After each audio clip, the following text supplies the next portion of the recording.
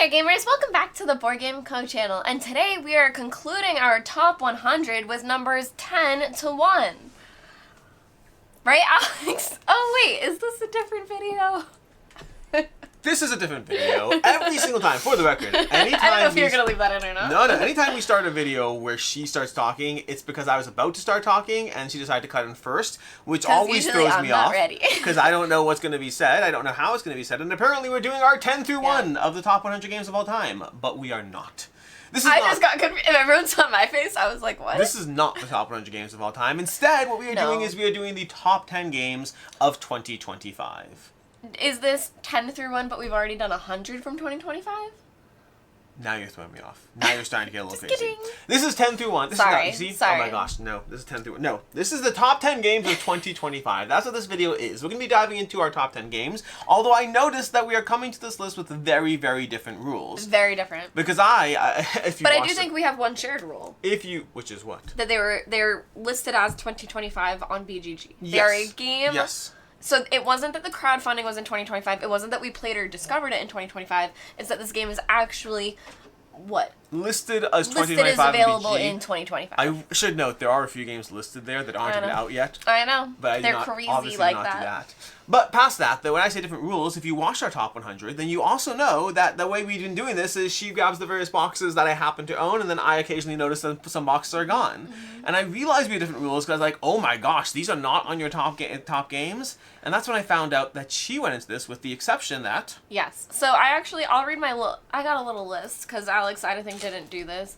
But I pulled out everything from the top 100 because we already covered it. You guys have already heard us talk about it. You know how worthy it is. It was already mentioned. It already got a little spot. So you forgot one thing. What? How many people are actually going to watch 10 videos in the top 100? Well, that's why I'm about to quickly... I'm going to quickly... No. Do it at the end. After, because I'm going to have a lot of those games. Okay, well, I do have two other things I want to say. Sure. One, shout out to Puerto Rico.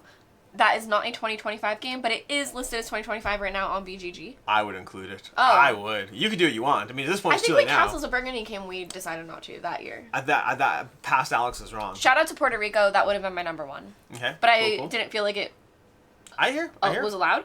And then two games from 2025 that I haven't played that I wish I had played and would probably be on this list is Six Sojourns as well as Ada's Dream. Those are two games that I really want to play. We have one of those games. Yeah, I really want to play. There's a bunch of games that I did want to get to. There's Orlov, there's Six Sojourns, there's other games. Sweetlands. I'm interested in that. I'm not necessarily obsessed with them. I'm interested. There's a lot of games. Too, in fact, there's a lot of games. There's always a lot of games. Yeah. And I, on the other hand, did include all the games that were in my top 100, which does mean that to a certain extent, are they all from your top 100? Or I think they are. Oh, okay. I think they are. I think there are enough games, but there's some caveats there. My list was kind of hard to make. There's some caveats there, which we'll get into. Yeah. But there were two games I debated whether to include, because they're kind of reprints, reimplementations, but I chose to include it anyway, and that means that one game got knocked out that I felt sad about, so I'm going to give shoutouts to that one game, because that one game was Wispwood. You didn't put Wispwood in? No, it's not my top 10, It's not my top. You love it. I do love Wispwood, but this got bumped out by including re-implementations-ish of games. I debated. I made some hard choices. I was like, are they worth it? I was like, I do. I know. That's why I'm giving this a shout out. I should know, by the way. 2 games got knocked out, but the other one I was like, fine, it's okay. This one, I felt bad. You're confusing. Yeah, listen, I was grabbing games and they weren't. Whatever. We're all confusing. Anyways, before we dive into it, shout out to our sponsor of the channel, Allplay, because if you want to check out a variety of things, but the thing I'm going to shout out specifically, they have an upcoming crowdfunding campaign sometime soon, I want to say in January, for Mountain Goat's Legacy, possibly plus other games, because they usually do other games. I think I know other games, but I don't know if it's public which games there are. If there are other games, I could be wrong too. But check out Mountain Goat's Legacy. I don't know if there'll be a link to that down below, because I'm not sure if the link is up, but if not, there'll be a link to allplay.com. And with that, we're going to go and dive into it. Meg, did you want to go first or second? I want to say first, the art in Mountain Goat's Legacy is beautiful. It's Sindar Tang, and it's just so happy. I love it. It makes me happy. I think you should go first, Alex, because your... My news might be redundant. Yeah, it's redundant. Again, if you've watched the top 100, these are in that order. Like, you literally copied your own homework. I didn't realize I could do that. No, so what I did, I made the mistake last year because, well, actually, I would have done it. I don't know. Whatever. All right, let's go. Next year, I'll figure out a way to make it interesting. Let's see. With that, we're going to start off with the number 10. And number 10 is I think I did this in the right order. My number 10 is Logic and Lore. Oh. Logic and Lore is I don't know an if absolute... I knew that was 20... I don't know It's if that was... 2025. I might have gone by the title. Oh my gosh. What's the title? Logic and Lore I meant too 2024? quickly in the list. When I was Oh, you might have gone by the title. I was like, the title doesn't say no, 2024. this should be on my list. This is so good. That should be on my list. Things happen. Logic and Lore is so good. This is a 2-player logical game. You're figuring out your own little puzzle. Your own little puzzle, but you have the person holding their cards, and then you're making questions. And like, is the card going... That's a cat toy and a cat. You have these little cards that are up there, and the cards are basically going to be like, oh, well, do these cards add up to 10? Alternatively, if I swap them, would they be in the right spot? You're trying to figure out where in this number line they're going. Has tons of variants that make the game incredibly fun too, incredibly variable. But the base game is basically this logical puzzle of trying to play a little bit of memory and a little bit of logic deduction and figuring out the right questions and the right sequence to ask them in. I think this is a hidden gem game. I will have a list. I think I might have said this last time. This is going to be a list I have of hidden gems, games that aren't popular enough. Is it on BGA? I don't think it is. Also, I would never want to play this async. No, but... Yeah. But it's a good game. Like on Discord, that'd be fun. I like it a lot. I highly recommend this if you want a 2-player logical puzzle. Nice. I have to reference the text. Okay. Dun, dun, dun. My number 10... Hold on, you guys. Mine stack's a little more crazy, I think, than Alex's. My stack actually worked out pretty nicely. My number 10, to me... So, we're kind of in this weird time zone, right? And we already said why, like, our games are 2025 games. This is a 2025 game. I think I played it in 2024. It happens. I feel like this game has been for a bit, but it did, you know, it was delivered this year to everyone. So, Critter Kitchen is a really interesting game where you have these different recipe items and they all have different values, and you're trying to gain the ones with higher values to kind of to submit for your recipes that you're trying to make. But it is this constant, like, thinky puzzle of the different actions that you're able to take, because everyone's kind of taking and blocking the different actions that you're trying to do. It changes completely depending on the number of players that you're playing with, but I think this is one that is just very cozy but still thinky, where there is a lot of, like, you know, you can be a little mean and there's a lot of math to it, where I can get really, really into what you're doing. But then for people that really enjoy, you know, the cozy theminess of it, like, you're just making recipes, you're putting cheese with bread and it's really happy. So it is one that's, like, beautiful, very good vibe, fun even if you're losing. But I do really enjoy that puzzle of so each of the tokens are different ingredients and they have different values, and just knowing, like, what ones are coming out, what might still come out, what to wait for, I do just really enjoy that little piece. And also art by Sandara Tang as well. Another Sandara Tang. That's two games already. I mean, honestly, I think she only has like 5 board games with her art, maybe like less than that. So we got 2 of them already. Yeah. With that, my next one, my number 9, is actually Alibis. I really love it. This is in your top 100. You would have excluded. Oh, that's why. But I was like, why did I not? This is what I was doing. I was pulling game after game off the shelf, and I was like, why is this not on your list? Alibis is, yeah, you're shocked. You're like, again. Alibis is great. I have a lot of fun with this one. It has become one of our consistent go-to picks for when you want that filler game. There's a handful of games that fall into the go-to, like, filler game slots. There's So Clover. There's Alibis. It's Codenames meets So Clover. It is very much that. So Clover, Alibis, those definitely fall in. Cockroach Poker is always a little fun. There's some games that are just like, hey, we have like, you know, honestly, what's the other one? The climbing one. Roll to the Top. Roll to the Top is great. There's a lot of these basic... Just One, yeah. There's a lot of these basic kind of party-ish games that are great at lower player counts. I say that specifically because I don't actually pull Alibis out as a party game. I pull it out as a, hey, we have 3 to 5 people, and we need something to fill the next game, or the little palate cleanser, or starting off the night. These have become... for someone to come. They become my go-tos. I realize I haven't talked about the game at all, because I did that in my top 100. Well, in Alibis. I feel like Codenames means So Clover. If you're a gamer, you know what that means. Wow, that was so elitist. I disavow Meg on the Board Game Pro channel. But you're basically combining cards. And what you have is you're trying to figure out the odd one out. So in a 5-player game, you have 11 cards, and there's sets of 2. So I have 2, you have 2, everyone has 2, and there's 1 card left out. But then everyone gives a 1-word clue to connect their 2 words. So again, if you have cat, I don't know why that's in my head. If you have cat and you have board game, you might just do box. Maybe. I don't know. Maybe that would work. Maybe not. Calico. That would be much... You might just do box. I'm not very good at the game, but I do enjoy it, so that's Alibis. It's co-op, so you want people to guess what you're saying. Yeah. That's important to clarify. Yeah, like, that sounded like you wanted to make it hard to guess. I'm trying to give a spiel here. Your turn. Okay. My next game is sadly a game that I don't have. It's not here, but I've played it quite a few times now, and I really enjoy it. And, so I guess I'll just say what it is before I get more into it, but it's Hot Streak. So, Hot Streak is a racing game, and it's the first racing game I've ever really loved. And you're these little mascots, and everyone's contributing cards to a shared deck, but that shared deck also has cards coming out of it each round that go to players that you know what it is, but not everyone else. And the cards are all specific to the 4 mascots. So it's going to be, you know, moving them forward 3 or having them fall or having them move back or anything like that. But then there are some cards that also affect everybody. So basically they're just trying to run down this racetrack. It's very chaotic. It's a very fast-paced game. Hot Streak is very, very fun. If you want to see how it's played, there's a lot of gameplay over on the Dice Tower that I got to do. But yeah, it's just really fun where you're not only doing that, contributing the cards, but then you're going around snake drafting, betting on which mascot you think is going to do the best. So it's all about money and making these bets and how well you think they might do. You can make your bets more risky, meaning that if they come in number 1, you do great, but if not, it's bad. So yeah, Hot Streak is just a really good, fun, silly time. It's fun, Yeah, yes. It's a good it's one. a silly time.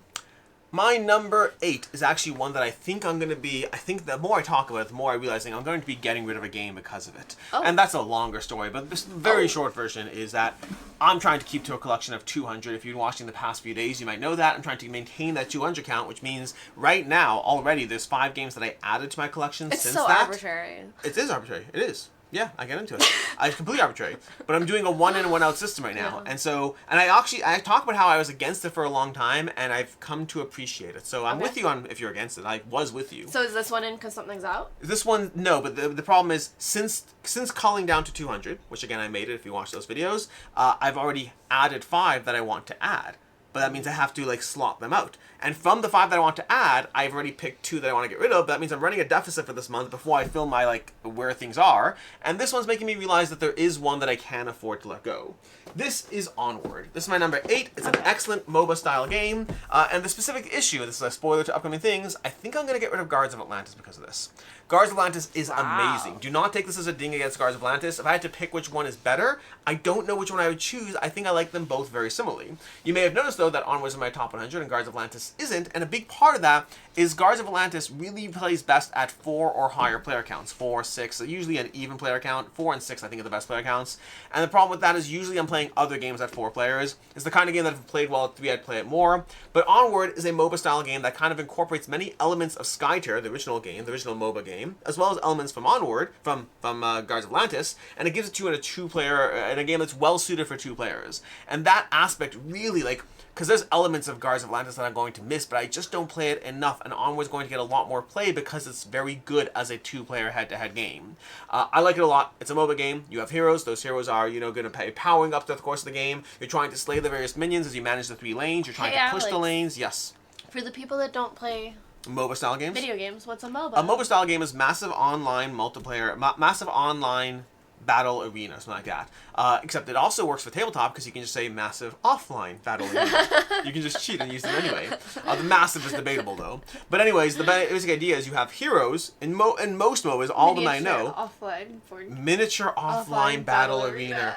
Because miniatures. I love it. This has minis. The thing I specifically like about the way MOBAs work is you have your heroes and you have your minions. And so in those games, you're often powering up your heroes by slaying a bunch of minions before you eventually are strong enough to go head to head. Because if I venture into your camp, I'm going to die unless I powered up first. So there's this pacing aspect to it. I really enjoy it. This is Onward. There's a cat scrabbling up the back of his chair. Oh my. Okay. Yeah, go ahead. Your turn. Okay, well, my next Maybe he wants the box. is going to be another game that I don't have here in front of me, unfortunately. Another one? But it's going to be the last one on this list that's like that. So, my next one is going to... I keep giving disclosures. I feel like I should say it and then explain. My next one is going to be The Witcher Path of Destiny. So it is one that I was able to play as the prototype a bit ago. Again, we have this wibbly wobbly that I feel like that was 2024 as well. It probably was. But I haven't gone to play the final game. No, it was 2023. Was it? 2023. Oh, because it was PAX. It was December. No, it was Gen Con 2023 because last year Gen Con was the Battle Arena one. Yeah. Or was that this year? No. No, last year was Cyberpunk. It wasn't. Last year was Cyberpunk, Yeah. and this past year was Tekken. Well, You guys, this is a game that I've thought And about The Witcher since Legacy. I played it. So my memory of it is a bit wobbly, so this is one where I'm kind of saying, I believe I can recommend it because I had such a great time. I really want to play more of it, but my memory of it is a little bit lost at this time. That it's a cooperative game where you're working toward this shared story and you're trying to influence certain outcomes where you want certain things to happen based on like the book that you have shared, and then you have your own player boards where in this one you can play as Yennefer, so you have her available, and you have these different abilities that you're like working toward upgrading. That's as much as I can really explain without playing it again, but this is one that, like, I'm going to get my hands on it very soon because I want to play it more. It's one that I think about, it lives rent free in my brain, but I haven't played it since back then. It's a good one. Yeah. It brought in a lot of the Witcher lore that in a lot of the games, the Witcher games, it is a lot of the Witchers, which are men, which is fine and cool and great. But this one had Ciri, it had Yennefer, so it had more women characters that, I don't know, I really enjoyed it. My number 7 is Core of Discovery. Again, there was a list of games I was going through that I was like, why are these not on your list? Core of Discovery. Do you know those poor publishers? They're denying them the best of 2025. Oh, you know what we need? I'm going to list them at the end. Well, is it going to be an actual best? Because this is a random thing. We're going to do another shout out right now. Are you familiar with BoardGameOfTheYear.org? I believe it's .org. I believe so, because I think someone submits our ratings. Yes. Well, so I think it's important, because I'll email them, because if you're doing your best of year and you're really excluding the things, it's completely going to throw off, your I can say my thing at the end. At the end. Because Okay, I have cool. it. Yeah. Yeah. Anyways, I just realized the poor publishers, I'm like Jay Cormier being denied. I feel like Alibis isn't in my list of shoutouts for... That's going to be a... I might be wrong. Yeah, I think I straight up missed Alibis. Cool. Anyways, fine. Cool. Well, what I can do, again, sorry for this just random tangent. I know them. I can just email them your list, and they'll get it. And then people who watch this video will have an understanding because we talked about it, so it won't be like misaligned. Anyways, Core. Well, the order matters too. Okay. Whatever. Core Discovery. Sorry, this is chaos. Core of Discovery is from Jay Cormier from Off the Page Games. This has become my go-to deduction game. And in fact, thinking of this now, this list is chaos. I'm realizing I'm not doing it yet. This is giving me permission to get rid of Tiwanuku. Tiwanuku is an excellent deduction game. I love it. The only thing I do find that I don't play a ton of deduction games, and I already have Logic and Lore, I have Core of Discovery, and Tiwanuku I love, but it's not as loved by many people I play it with, so I think Core of Discovery has an easier time being tabled. Random little notes. We're not getting rid of it yet, but if I need to clear up a space, this is how I think now. But anyways, Core of Discovery is fascinating. It's a solo or cooperative deduction game. There's a ton of scenarios, which gives it a lot of replayability, so it's a different game every time you play. Not just a different board, but different rule sets every time you play with different scenarios. Lots of kind of story-ish progression to it as you kind of have these like thematic elements and challenges you're facing off with. And I just find it very rewarding, both strategically as far as the resource economy, but then also deductively as far as how you're trying to balance it. Shout out to Tiwanuku, which kind of has the same thing. There is a point system that you want to optimize, but there's also a deduction system. You have to kind of merge the best of both in order to play well, and that's very much true of Core Discovery. This is delightful. Yeah, very, very tight resources, especially in the water. Oh, it gets harsh. If you don't play it really well, you die. Ready for my next game? Because it's right in front of me. I'm surprised. Well, you might have grabbed this. I don't know. That's not on my top 2025. It's not. I like Flamecraft Duals, but I like it as a charming filler game. Oh, right. I don't Everything like it. you've said, you've already said. Yeah. Yeah, probably. This is like... So this is my other Sandara Tang. How many Sandara Tang games? Sandara! At this point, Sandara just won to mention... 2025. Oh, I think there's two more. There's two more Sandara games. Do you know what they are? Not in my 2025. No, in There's existence. Because we've mentioned three of them. Yes, T-Witches. T-Witches and... Flamecraft. Right, regular Flamecraft. I think those are the only 5 Sandara Tang illustrated games. We've managed to mention 3 of them in this video. Yeah. Well, anyway, Flamecraft Duals is based in the world of Flamecraft, but it's nothing like it. It's a 2-player game where you are placing out these different, I don't know, chips, what do you call them? Tile chips? They're like circles. Acrylic tokens. Yeah, they're little tokens that are your different dragons, and it's very simple and straightforward, where each of the dragons, for their different colors, has a unique ability that's pretty simple, but you're trying to manipulate where the tokens are on the board so that you can score different cards. And some of those token things are going to be dual colors, so you have have 2 colors to choose from when you're activating those abilities as well.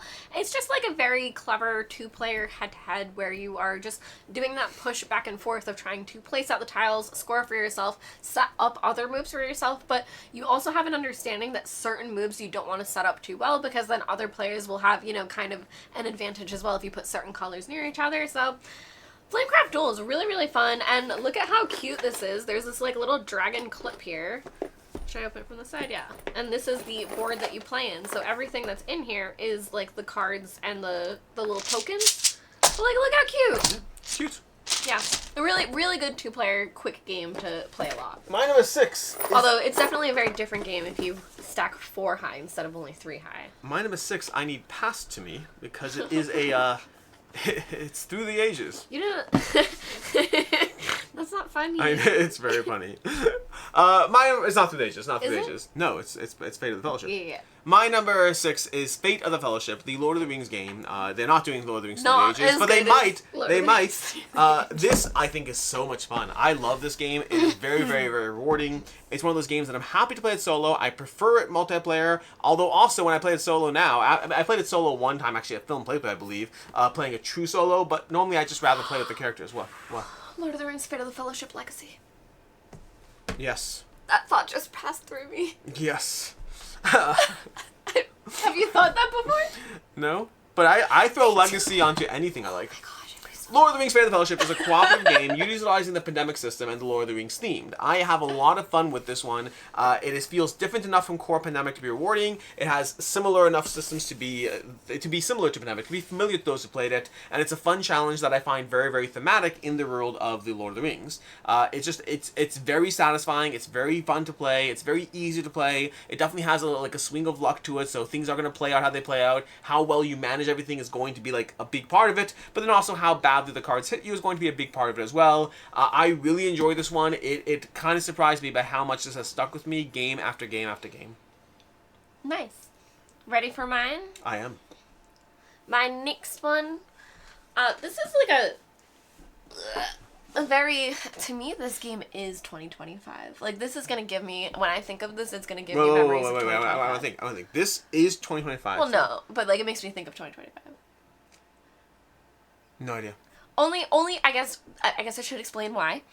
Because I believe I went to a press event early in the year, learned about it, and then by the end of the year, I was playing it. So it was like, I learned about it, got to play it, then got to, it's take time. And they're even playing it at Dice Tower. Take time.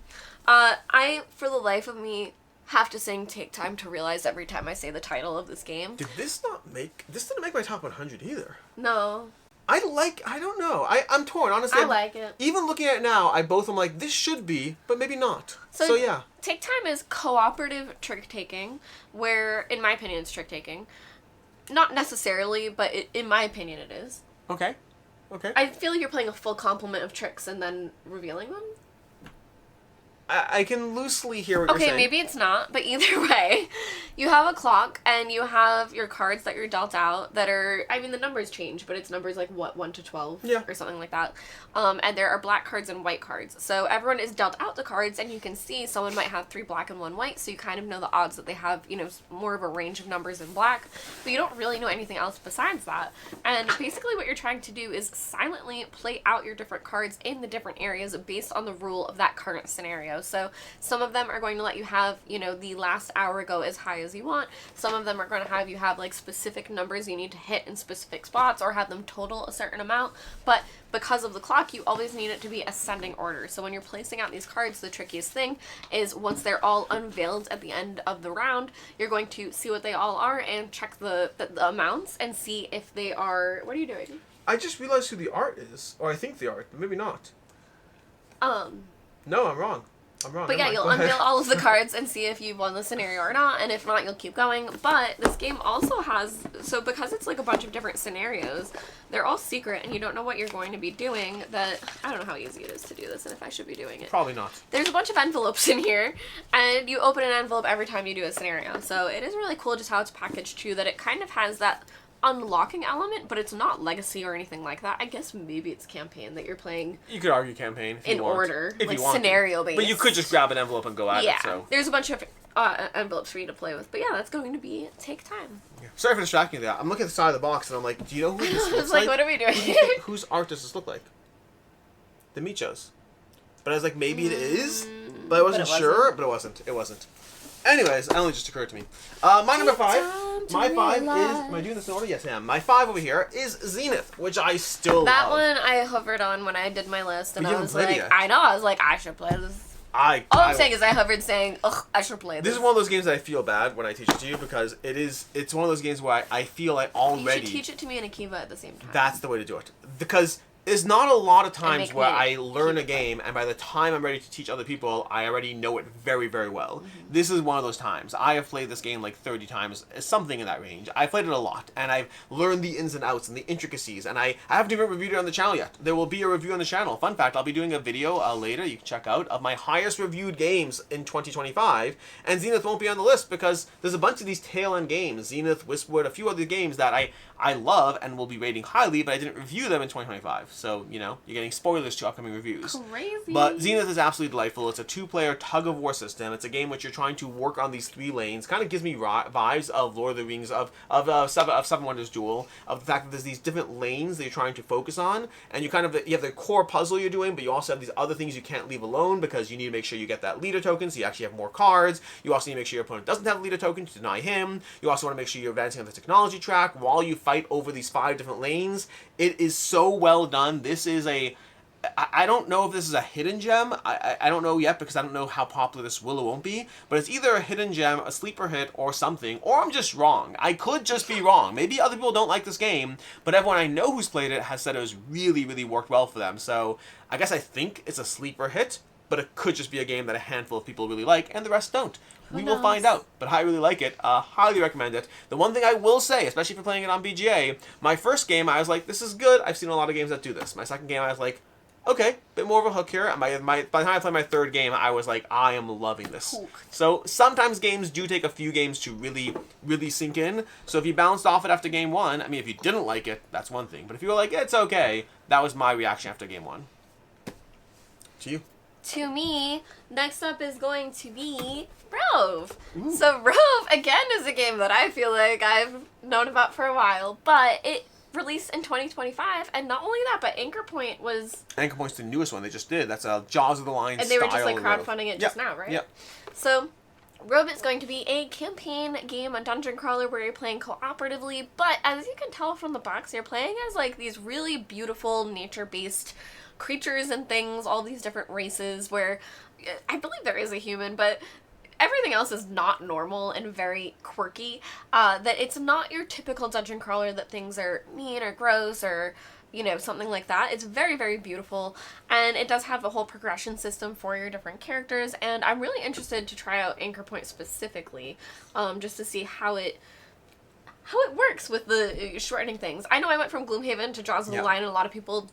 After I talked about Jaws of the Lion, I guess a lot of people didn't like it. I enjoyed it. You don't like Jaws of the Lion? I guess. People in the comments, when I brought up that one, they were like, that's the worst one. I was like, I don't know. No, so I mean, I remember seeing a comment that said that, and I don't disagree. It's affordable. Yeah, I don't disagree that it's not the best Gloomhaven experience, but I think it is a great way to dive into it, and it's close enough. It's like saying that, you know, that hour-long movie, whatever, that hour-long TV show, whatever it was really, really, really good, and you're like, yeah, but that's not the same as, you know, Lord of the Rings, the entire trilogy. I'm like, you're right. But I also don't have 10 hours sometimes, and this is really, really good for what it's doing. Yeah. So Rove is one that I actually worked on back in the day. Not actually, but I worked for them for other things. I didn't do anything to do with, like, the making of the game. But, so that's why I understand it and know it a lot, but I actually haven't gotten to dive into the final 2025 version of Rove yet. So, yeah, I'm excited about that, but it's gonna be Rove. That's Rove. Yeah. My number 4 is, big box again, this is Brink.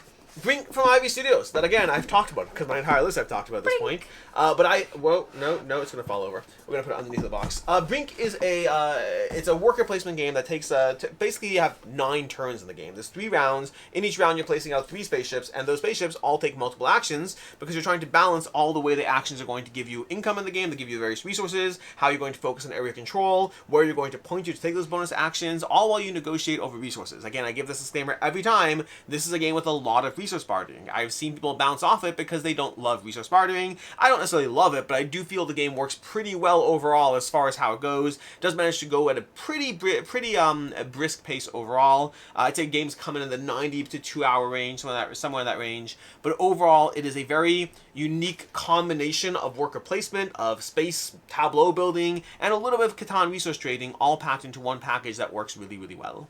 That is Brink. That is my number 4. I'm just double checking one thing. Okay, good. Okay. That's 2016? I saw a game on the shelf and I was like, wait, I really enjoyed that. It's listed as 2026, which is interesting. I mean, that makes sense. It was available at PAX, but only like a few copies. Were you looking at my phone? I saw, well, when you picked it up, I saw. Okay. My next one is going to be a crossover.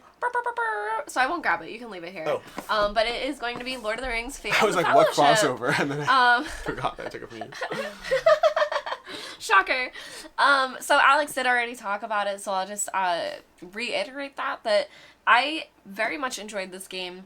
I have never enjoyed the pandemic system. I think it's fine, but I've never been like, this is something I need again. And when I played it with Lord of the Rings, I did really enjoy it. So I think adding that skin to it because I love Lord of the Rings did definitely help. And I did find a lot of the things in this were very cool. That a lot of like those, like the things it was requiring of you to do, do harken back to Lord of the Rings. So if you're someone who really enjoys the game, it's really cool. It's really interesting. It's like, I really want to help Rivendell, you know? So yeah, it's very fun. Alex explained it a lot. It's a fun challenge. Like the different objectives, there's 24 different objectives. You always play Destroy the One Ring, and then you usually play 3 others unless you want to up the difficulty. But they all give you these like callbacks to things that have happened. My favorite one, it can feel really crazy and really hectic, but like one of the objectives is literally called "It Still Only Counts as One," which I think is so fun. Yeah. But I do remember that. Yeah. So Lord of the Rings. My number 3 is going to be one of the ones that I mentioned as a kind of re-implementation that I debated whether to put it, but part of what made me think of it is when I do think of like Board Game of the Year, I think that other people would pick it. I think it is something that deserves it, even though it is a re-implementation, and that's going to be 20 Strong Tanglewoods. Nice. I picked this specific one just because, but I debated because like it's just more 20 Strong, but honestly, 20 Strong is a very good system that I really enjoy, and the various implementations do rank differently for me. So I've played a lot of them at this point. I've played a bunch of the new Tanglewoods ones. I've played 3 out of the 4 new ones. I've also played Cloudspire as well, which is probably a 2026 title if I had to guess. But 20 Strong Tanglewoods, I specifically picked Rose over here. I don't know if I'd pick one specific. From the new ones, I need more plays before I lock in my favorite. But I think Tanglewoods is both visually, I think it's my favorite from the featuring Mandy Tremblay's artwork. I think it's visually one of my favorites from their systems. But then overall, the challenge of it, the challenge of them, there's different ones, they all add nice twists to the game that I thoroughly enjoy. Like, I don't enjoy all 20 Strong games equally. And Tanglewoods is one that has kind of risen a bit to the top for me with some caveats. I think every 20 Strong game has one thing that I don't like about it, so the caveats are there. But I thoroughly enjoy 20 Strong Tanglewoods, and I thought that it was a little unfair to exclude it just because it's re-implementation. It does a good job, and it's worth calling out. You said like one thing, and I was like, oh, it should be 21 days. There's always that one thing. I think I to this day I have this weird pet peeve, okay? Because in the initial promo video for 20 Strong way back when, they're like, you have 20 strong warriors, and I'm like, no, you don't. You have 3 stat dice and 17 strong warriors. It's 20 dice. Not always though. But no, the stat dice are always stat dice. You always have 3 stat dice every single time so far, from what I've seen. I think I've played again. Maybe I think there's one I haven't played yet. You have 20 stat dice. You have 3 stat dice and 17 warriors. Yeah. And that's just a promotional video, but like nonetheless. It's just a promotion. Well, we're gonna have kind of a crossover because I have a chip theory game. That's kind of a crossover. Yeah, chip theory to chip theory. Mine's going to be the Elder Scrolls. So for me, again, this is a game that I got to play a lot throughout its implementation. I got to play it down at Chip Theory. I also got to play it at conventions. So I played it quite a few times, and I played it that many times because I really enjoyed it. That at certain conventions it was being taught to other people, and I was like, I'll jump in, I'll help, because I really had a good time. So it is a classic Chip Theory game where you have your beautiful neoprene mats, you have your dice and things like that you're working with, but you're working through I don't know if it's called a campaign, but like a shorter arc where you're going through a little arc that you go through with your characters, which I really like that you have that shorter bit instead of trying to do a full campaign. But for me particularly, I loved the dungeon delving. There are these delves that you're able to do. It's delving. I believe it's called delves. Yeah. And it has these different tiles kind of populate, and you're trying to maneuver around certain areas and try to find your way through it. So I don't know, I had a very good time with it. I think it's a very clever game. I think it's very strong for co-op. That Is I think it a lot of 20 strong? 21 strong. It's number 3 strong. 3, huh? It's gonna be the Elder Scrolls. So yeah, this is one that I'd love to play more of this in 2026. I'm happy to. I would like it. love to. My number 2 is my other re-implementation pick, and this is Forest Shuffle Dartmoor. I don't know where to put this. Anywhere. I make my pile really neat and nice. Forest Shuffle Dartmoor anyway. is another one that I thoroughly enjoy. This is the one that when it's looking at 20 strong and Forest Shuffle, at first I was going to exclude them and give them like shout outs, but it's like I really think they deserve their picks. If Forest Shuffle Dartmoor is the newer version of Forest Shuffle, I find myself constantly returning to that one. Like the past few times I played Forest Shuffle, I played the base game, and like it's good, but each time I was like, I want to play Dartmoor again. I'm just trying to mix it up. And it's such a good game system. It is so rewarding. It's so much fun. This is the one where I grabbed off the shelf and noticed you hadn't taken it. I was like, oh, what's wrong? You forgot it. You forgot it. You're like, uh-oh. But no, it's a great system of playing cards. You're trying to find your combinations of the way cards will combine for points, because you're playing a bunch of trees or moors or ferns or whatever it is, and then you're trying to combine them with a variety of various animal species to go ahead and mix them in. Do you want some elk, some foxes, some who knows what, as you try to mix and match the way everything's going to combine, because you can find certain ways that things will nicely pair off each other, but there's so many ways to do that every game is this fun little challenge of not just what you want to do, but will the cards come out and support what you want to do. There's so many ways. There's so many ways. It's a Forest Shuffle. Highly recommend it. I think Dartmoor was an excellent addition to the line. This is one that I hope to see more from it. I hope to see more Forest Shuffle games. Eventually, it'll hit a point where I'm like choosing my favorite ones. That's fine, and I hope they don't go too fast. What about Ocean Shuffle? Ocean Shuffle. I would do that. I would do that too. Ocean Shuffle sounds great. I would do turtles. that. Yeah, I think I don't. Lobsters. I think every 2 to 3 years is a good pacing. Every year, and I'll get burnt out and frustrated. Like, I'll be like Avidal again. I'll be like, another Forest Shuffle. But, like, it's so easy to play. It's so fun. Ocean Shuffle could be great. You know, there's so many things. I'm making predictions in this video. Yeah, predictions. Requests. No, that's going to happen, I think. Yeah. I'm pretty sure I see it I still happening. want to see. They did that April Fool's thing one year, where they're like, I think it's called Dragon Shuffle. It's like an April Fool's thing, and ever since then, I'm like, you should be doing Dragon Shuffle. Yeah, but they should. They probably are working on it. My number 2? My number 2 is going to be Arydia. Now, Arydia is a game that, if you guys know me, I really enjoy campaign co-op games. That's something that I really enjoy, that if I am building up a character and, leveling them up, doing things with them, I really enjoy that, because I'm someone that can get very addicted to the things that I'm doing, and as soon as I upgrade a character, I want to play again. I want to see that upgrade in action. So I think that games like Arydia are very good for that it does give you, okay, so, ready. Arydia is a campaign game where you are playing through this board and you're uncovering the map that you're going through and flipping these tiles over, but at its heart you have these D&D fantasy-esque, like RPG-esque characters where they have their stats, you have a way to boost them that's very unique, and you also have like a full complement of like your armor and your weapons and the things that you're using and the actions that you have available. So there's a whole bunch that you have similar to a D&D character where you kind of have everything that your character is really good at and tries to do, and you kind of get into a swing and emotion of how they behave. So yeah, Arydia I think does a fantastic job of that if you enjoy those types of RPG games, this is an RPG in a box where you are playing through like that style of character. And I also think, again, like similar to Rove, this one is very beautiful, and you're fighting against things like giant ants, and it's very, I don't know, it's quirky. I only just She's realized quirky. it's illustrated by Cuddington from Okay. Alibis. Yeah. That's really interesting. Yeah, I did not realize that. Matthew Cuddington? I don't think his name is Matthew Cuddington. I could be wrong. It's Mr. Cuddington. I know, but that's why I said. Does he have a first name? No. I think it's always Mr. Does Mr. Cuddington have a first name? But I think that's why I said that. Anyway, Arydia is really fun. It's a lot to undertake. It's a lot to understand. It's a whole lot of rules for you to go through for your different characters. But it's actually relatively easy to dive into. Well, I mean, compared to Flamecraft Duals or something. But no, Flamecraft Duals is easier. Right. Right. But I do think it's very accessible, and I don't know, I think it's very beautiful. Yeah. You're cool. Arydia. My number 1 is one that I am very excited about. This one definitely earned the top space for me. This is Recall. I love this game. This is so much fun. This is the spiritual successor to Revive.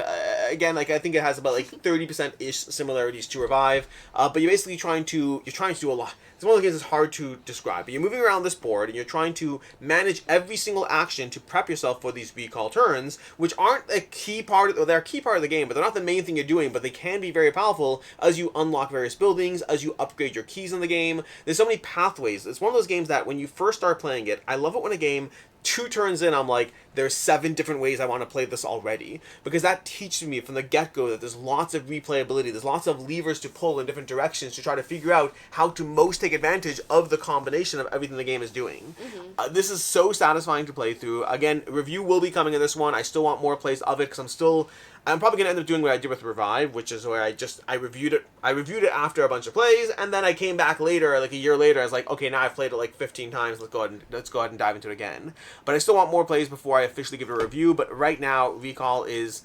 You know what that just made me think, Alex, before we get to my number one? You should maybe consider doing strategy videos. When for games you've played like 150 plus games of, I think that would be really interesting if you don't want to like re-review it or something, but you think it deserves like another video. For games like Arnak, Castle of Burgundy, Revive, Castle not of Recall, Burgundy would be huge for that. I can see the possibility. I think you know how people talk to, you know that's just play it 100 times. That's a strategy video. So you know how people talk about imposter syndrome? Yeah. And ego aside, I don't generally have imposter syndrome. I generally don't. I do what I do. I know the things I'm good at. I know the things I'm bad at. Lots of things I'm bad at. But like I know those things. I know the things I'm good at too.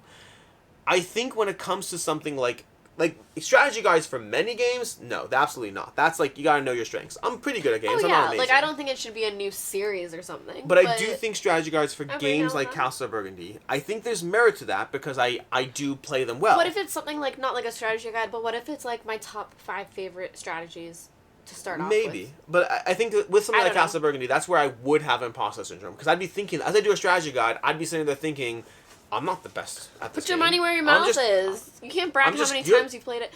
Yeah, I'm not saying I'm good at the game. I'm saying I like the game. I am good at Castle of Burgundy. Tranquility. I played it over 700 times. You should put a strategy guide. How about this? When you do your Ticket to Ride and Tranquility strategy guides, I'll do a strategy guide. Tranquility does not need a strategy. I think it does, by the way. Tranquility absolutely needs a strategy guide. There's ways to play Tranquility well, and there's ways to play Tranquility poorly. You guys, if you want to know how I play Tranquility specifically, should I do this? Yeah, absolutely. Okay. Why not? Because until now, this has been very I'm very obsessive rigid with it, that I have to do it a specific way. I have very much OCD. That Tranquility, this is how I play it. This row has to be only numbers ending in 0. So 80, 70, 60, 50, 40, 30, and the lowest you can go is 30. You should not do a strategy guide. The other side, no, if you give yourself fun rules, then it's harder. The other side can only be ones that end in 1, which means you need to go 0 to 1, so that's, 71, 61, 51, 41, 31, and 21. Then you can fill everything else out, but I really like getting the ones with 9s. Noted. But I discard anything that's 20 and under. Those are fodder, and that's how I let my brain just not even think about it. The real strategy guide for Tranquility, the most basic thing to do, is you want to make sure you're placing a card with a gap. You want to prep yourself so you're doing gaps the entire way through. Yeah. And then fill in later. Yeah. As much as you possibly, but math it out. Math out. Agree with that. Okay, great, done. Yes. That's the first rule of Tranquility. Yep. That's the first rule of Tranquility. The second rule of Tranquility is we don't talk about Tranquility. My number 1 game is a cheat. Because I made this whole list, and I did all the games, and I knew I couldn't have it be redundant. I knew I couldn't have all my 2025 games in here. You still put a 2025 game in here? But my number 1 game from 2025 is Emberleaf. This is my highest rated 2025 one. I loved this game when I played it. It is so much. It was instant. It was instant love. So Emberleaf is a game where it's a little bit of everything, where you're trying to pay attention to so much on the board, but the heart of it is that you have your own personal player board, and you're playing out your different cards in different places in that orientation, and your cards all do slide down. Sometimes sliding them gives effects, sometimes like activating through them gives effects, sometimes playing them gives you an effect, so they all have different ways that they activate, but you also have this puzzle of where you're playing out your cards, what that's going to give you, and you start off with, I want to say 8 cards. 6 or 8 cards, but I think you start with 6 and you end up with 9. So you Right. Is it 6? Very little. It's You very add little. 4, I believe. You add up to 4. I think you only have 3. No, you could add 3, but you add up to 4. That part I'm more sure about. Doesn't matter, by the way. Either way, you really only get to add a few cards to your deck that you're using. So every round, like, you have all those cards available, and you're adding like 1 or 2 when you're getting those different abilities. That it's very, very tight, very thinky. Very much it matters where you're putting those cards and how they're shifting and how they're interacting with the other cards around it. And then on top of that, there's an entire board that you're trying to move through to like claim ownership for different things that will give you different bonuses. Honey is so good. So there's a whole bunch that you're trying to do, and the board is very interactive and well done, but to me my favorite part is the card play of how you're playing out that tableau and what you're doing with your, I won't say characters, but like your different cards, because they're all very unique abilities. But yeah, it's gonna be Emberleaf. I loved this game. FrankQuest slaps. That has been your top 10 games of 2025 by each of us with some rules. And speaking of which, Meg, how are we going to end this video? Boop, boop, boop. Can we put Emberleaf somewhere? Yeah, we can put it anywhere we want. I know, but like where? That's not. I know, everyone's gonna be like, that's Why not. are you trying? Why are you trying that? You said anywhere. Okay, so just a really quick. This is, so I already did my mentions. So Puerto Rico, Emberleaf, Forest Shuffle Dartmoor, Finspan, Core of Discovery, Molt, Vantage, Tend, Alibis. Is that 10? That's 9. Well, that, and then what was the last one? Arydia. Arydia would be my number 10 for 2025. That is going to be your top 10 games of 2025. I was going to say as of 25. That's not the top 100. This is your top 10 games of 2025. Until next time, I'm Alex Radcliffe from Board Game Co. I'm Professor Meg. And have a good one. Bye.